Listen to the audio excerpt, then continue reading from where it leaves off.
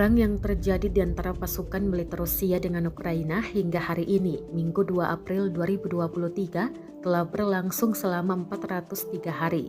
Konflik antar negara bertetangga itu hingga kini masih terus berlanjut dan belum terlihat tanda-tanda akan segera berakhir. Terbaru beredar rekaman di Telegram yang memperlihatkan peluru artileri Rusia menggempur kendaraan tempur Ukraina. BMP-1 Ukraina yang terparkir rapi tersebut berhasil ditemukan drone pengintai Rusia. Segera rudal meluncur dan membombardir target. Dalam keterangan unggahan disebutkan, inilah rekaman kekalahan BMP-1 Angkatan Bersenjata Ukraina di arah Avdiivka. Ledakan dan kepulan asap tebal tampak jelas dalam rekaman drone.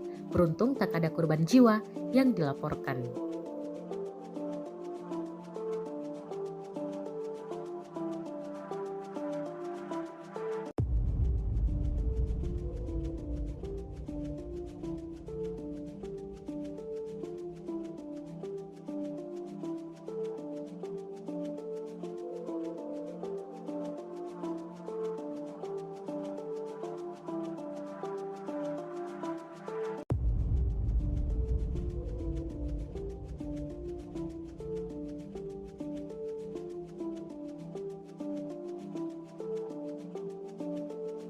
Terima kasih sudah nonton.